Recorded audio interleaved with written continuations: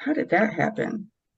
Wow, I was one of those kids that was always into weird stuff, and I'm guessing by the nods, maybe some other folks here were too.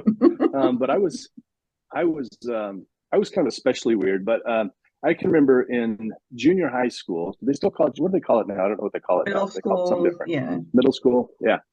And I'm checking out books on well, in the 796 section of the library, everything there. So I'm looking at magic and hypnosis and uh, meditation, all these books when I'm like 14 years old. I even checked out a book on voodoo, and I, I tell you, I was trying to do a love spell, but I couldn't find any chicken feet. So, and so I had to give up on the voodoo. Um, and so I was just kind of always weird, but I didn't think it was real because some of the stuff is just so fantastical, especially if you see a stage show. And I took a self hypnosis class when I was about 21, and it's a good experience, but still wasn't quite sold on it. Ah, the cat is just messing with wires. Sorry. It's Um, okay.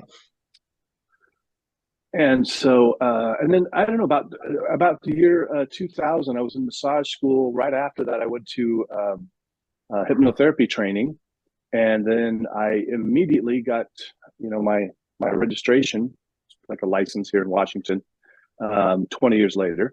And so it took me a long time to really get started. But what really the final part was my life was just out of control about 15 years ago. I was go away. Ah, Me or the that's cat? lunch. Oh. Yeah, no, that's lunch. She's a pain. She's the difficult one. But so my life was just out of control. I was close to 300 pounds. I didn't exercise. I watched TV damn near all day. I was almost I worked about 10 hours a week, I think it was at that time. No direction. And I just started listening. I started listening to Paul McKenna recordings. Mm, And so if you're in the hypnosis industry, or even if you're not, you've probably heard of Paul McKenna. He's one of the most famous hypnotists on the planet today. yeah. And I just started making these small changes. And the thing that really changed for me, the reason I didn't believe it before was because I would do a session with a colleague, like one of the students, but then never again. But I found out, but by listening every day to these recordings and then also making steps of my own, like I just had these 3 little things I did every single day, and my life just changed dramatically. And after I took off about 60 pounds, I said, I bet I could start doing this now. And Mm. so I literally wrote on a piece of paper, I said, in 6 months, I'm a hypnotherapist, and I described the whole scenario. A few months later, I'm looking at an ad on Craigslist, and they're hiring a hypnotist clinic, which doesn't happen. Nora, I don't know. Are you a hypnotist too? Yeah, yeah. I'm a All hypnotist. 3 of us are? No, Oh, Pat. Oh you. no, I'm not. I'm not. Right. I thought he said Nora, So, are you? I was like, yeah, you know that. I thought he did too.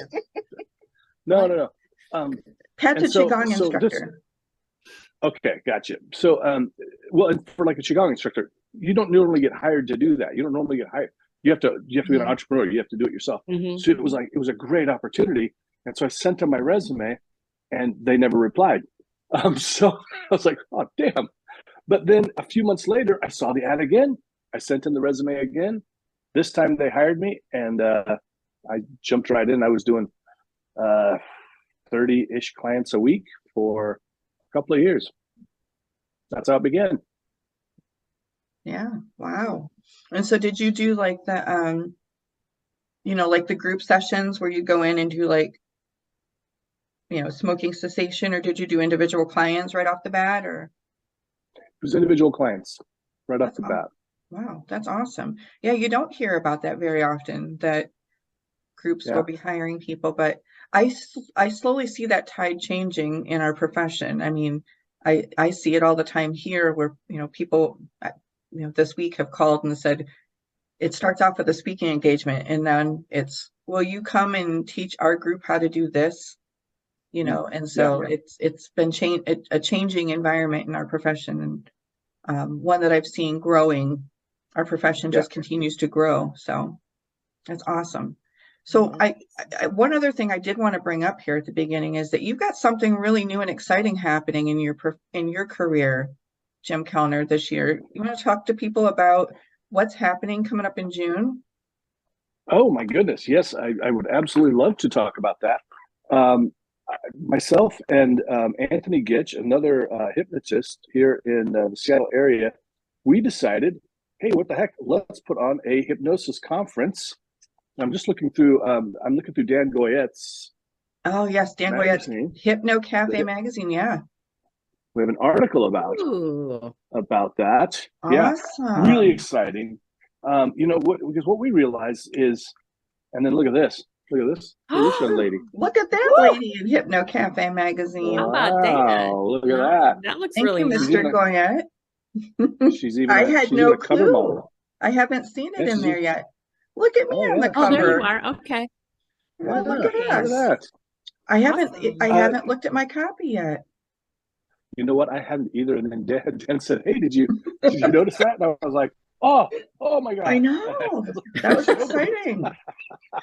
Awesome. So yeah, so the thing is I had spoken to some. I remember I was leading a National Guild of Hypnotists a chapter meeting one time, and this woman was telling me that she would love to go to Hypnothoughts because I'm always talking about Hypnothoughts, and in the meeting I talked about, so I would love to go, but my husband doesn't feel comfortable with me going off to Vegas by myself.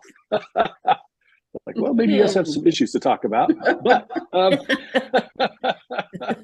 but it really got me starting to think, wow, what if we had something here in the Northwest where people could drive to it?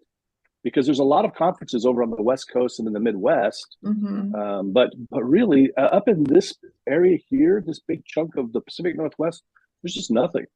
So yeah, and then Anthony had the same idea. He talked to me, and we launched